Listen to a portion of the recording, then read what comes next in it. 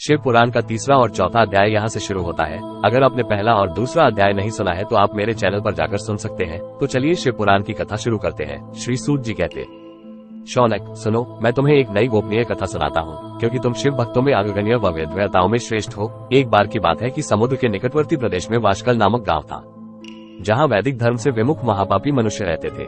वे सभी दुष्ट थे एवं उनका मन दूषित विषय भोगों में ही लगा रहता था।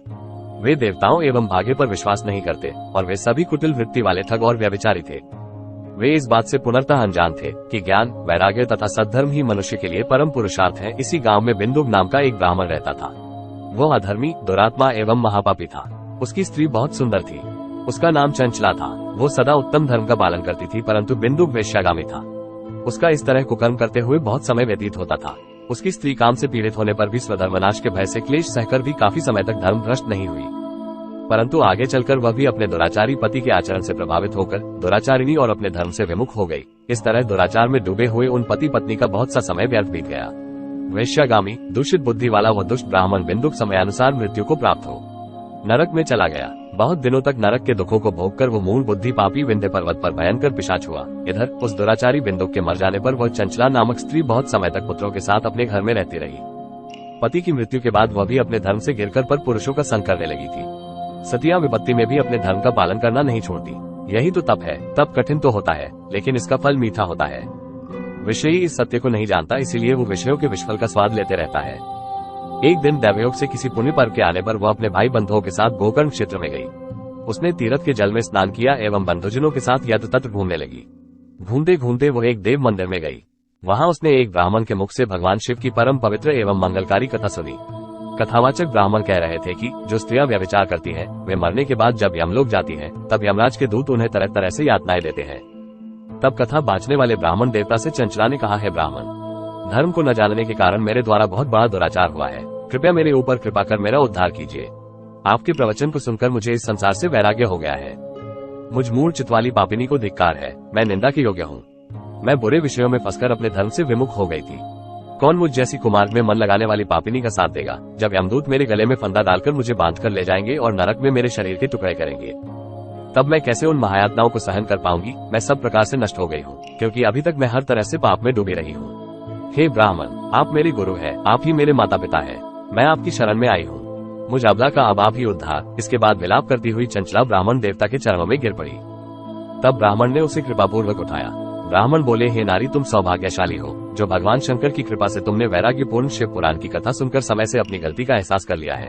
तुम डरो मत और भगवान शिव की शरण में जाओ। उनकी परम कृपा से तुम्हारे सभी पाप नष्ट हो जाएंगे।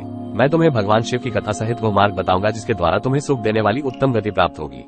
शिव कथा सुनने से तुम्हारी बुद्धि शुद्ध हो गई है और तुम्हें पश्चाताप हुआ है तथा मन में वैराग्य उत्पन्न हुआ है। पश्चाताप ही पाप करने वाले पापियों के लिए सबसे बड़ा प्रायश्चित है। पश्चाताप ही पापों का शोधक है। इससे ही पापों की शुद्धि होती है। सत्पुरुषों के अनुसार पापों की शुद्धि के लिए प्रायश्चित पश्चाताप से ही संपन्न होता है। जो मनुष्य अपने कुकर्म के लिए पश्चाताप नहीं करता वो उत्तम गति प्राप्त नहीं करता, परंतु जिसे अपने कुकृत्य पर हार्दिक पश्चाताप होता है वह अवश्य उत्तम गति का भागीदार होता है। इसमें कोई शक नहीं है।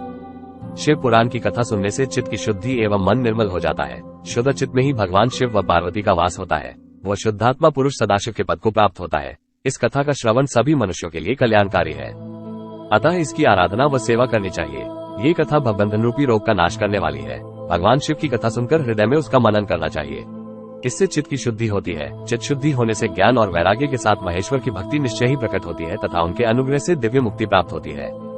जो मनुष्य माया के प्रति आसक्त है वो इस संसार बंधन से मुक्त नहीं हो पाता।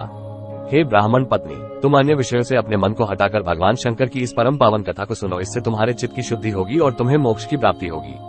जो मनुष्य निर्मल हृदय से भगवान शिव के चरणों का चिंतन करता है उसकी एक ही जन्म में मुक्ति हो जाती है। सूत जी कहते हैं, शौनक, ये कहकर वे ब्राह्मण चुप हो गए। उनका हृदय करुणा से भर गया। वे ध्यान में मग्न हो गए। ब्राह्मण का उक्त उपदेश सुनकर चंचला के नेत्रों में आनंद के आंसू छलक आए। वो हर्ष भरे हृदय से ब्राह्मण देवता के चरणों में गिर गई और हाथ जोड़कर बोली, मैं कृतार्थ हो गई। हे ब्राह्मण, शिव भक्तों में श्रेष्ठ स्वामीनाथ धन्य है। आप परमार्थदर्शी हैं और सदा परोपकार में लगे रहते हैं। मैं नरक के समुद्र में गिर रही हूँ। कृपा कर मेरा उद्धार कीजिए। जिस पौराणिक व अमृत के समान सुंदर शिव पुराण कथा की बात आपने की है उसे सुनकर ही मेरे मन में वैराग्य उत्पन्न हुआ है। उस अमृतमयी शिव पुराण कथा को सुनने के लिए मेरे मन में बड़ी श्रद्धा हो रही है। कृपया आप मुझे उसे सुनाए। सूत जी कहते हैं कि शिव पुराण की कथा सुनने की इच्छा मन में लिए हुए चंचला उन ब्राह्मण देवता की सेवा में वहीं रहने लगी। उस गोकर्ण नामक महाक्षेत्र में उन ब्राह्मण देवता के मुख से चंचला शिव पुराण की भक्ति, ज्ञान और वैराग्य बढ़ाने वाली और मुक्ति देने वाली परम उत्तम कथा सुनकर कृतार्थ हुई। उसका चित्त शुद्ध हो गया। वो अपने हृदय में शिव के सगुण रूप का चिंतन करने लगी। वो सदैव शिव के सच्चिदानंदमय स्वरूप का स्मरण करती थी।